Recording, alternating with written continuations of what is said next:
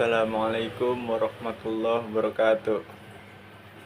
Nama saya Ahmad Farihin, nomor NPM saya 2024 1450 0439. Saya dari kelas R2I Prodi Pendidikan Ekonomi.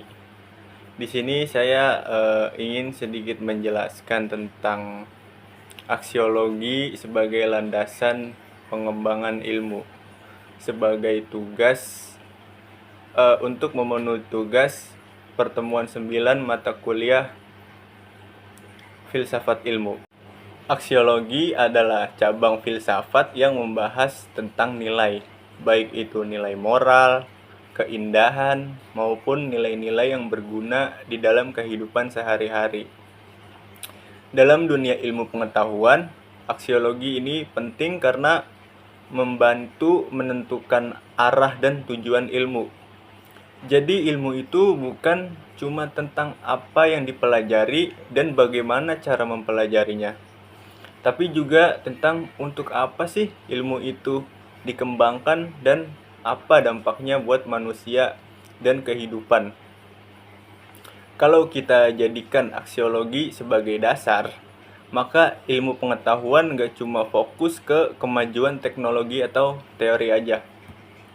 Ilmu juga harus mempertimbangkan nilai-nilai kemanusiaan, nilai-nilai etika, dan tanggung jawab sosial.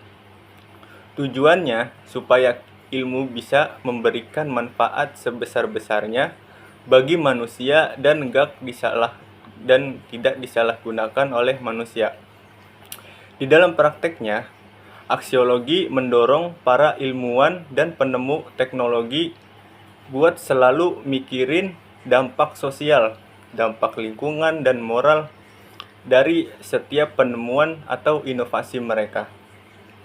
Dengan begitu, ilmu pengetahuan bisa jadi alat untuk membangun peradaban yang adil, manusiawi, dan berkelanjutan, bukan sebaliknya yang malah menjadi ancaman.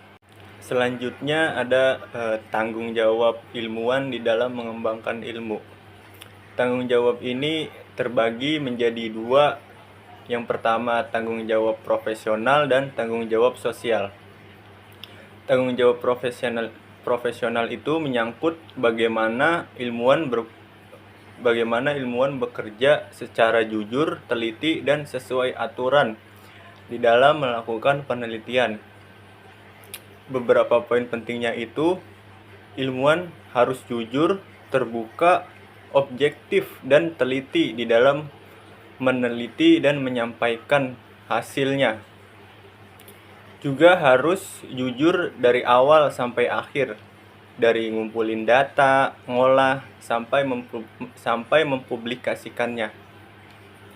Kalau ada ilmuwan yang memalsukan data atau berbohong, biasanya akan dikucilkan atau enggak diakui oleh komunitas ilmiah. Di Indonesia sendiri, sanksi moral untuk pelanggaran etika itu belum terlalu kuat, jadi masih ada aja kasus plagiat atau manipulasi data. Yang kedua, tanggung jawab sosial.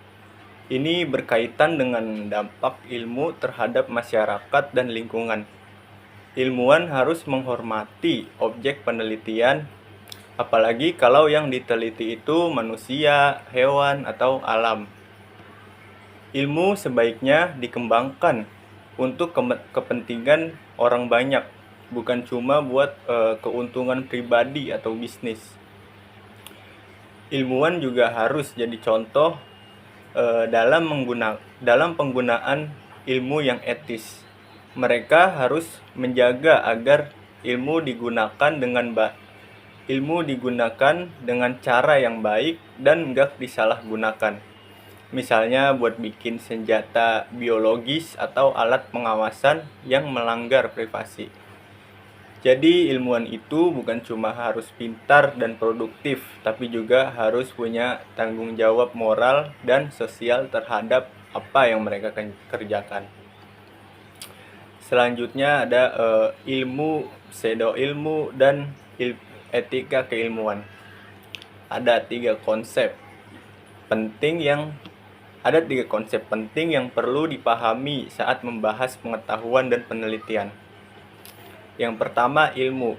Ilmu itu pengetahuan yang disusun secara sistematis dan diperoleh lewat metode ilmiah yang bisa dipercaya. Ilmu bertujuan untuk memahami, memprediksi, dan mengendalikan berbagai fenomena di alam dan masyarakat. Pseudo-ilmu. Pseudo-ilmu itu pengetahuan yang kelihatannya seperti ilmiah, tapi sebenarnya nggak pakai metode ilmiah yang sah. Biasanya pseudo ilmu itu pakai istilah-istilah ilmiah biar kedengarannya meyakinkan, tapi nggak bisa dibuktikan secara ilmiah. Contohnya kayak ramalan bintang, teori bumi datar, atau pengobatan yang nggak jelas dasarnya. Lalu yang ketiga, etika keilmuan.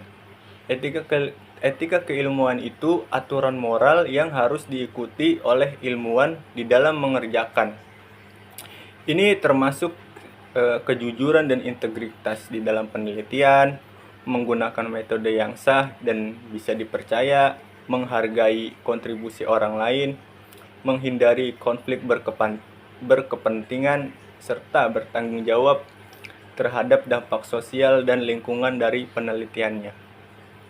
Etika ini penting agar hasil penelitian bisa dipercaya dan bermanfaat.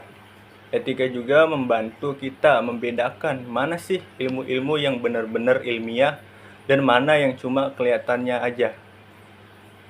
Lalu kemudian ada teori nilai dan ilmu pengetahuan.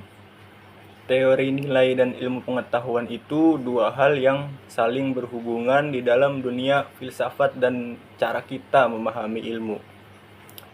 Teori nilai adalah bagian dari filsafat yang membahas soal apa itu yang disebut baik atau buruk, benar atau salah.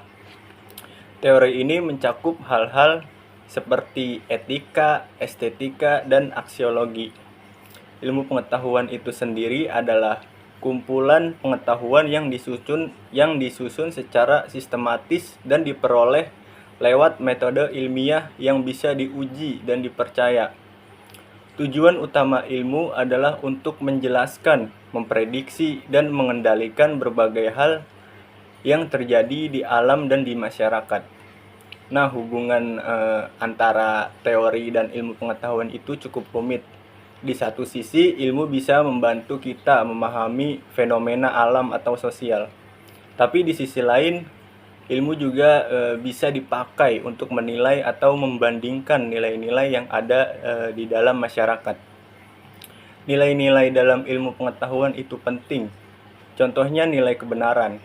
Ilmu itu bertujuan untuk menemukan fakta dan memahami kenyataan. Lalu nilai objektivitas.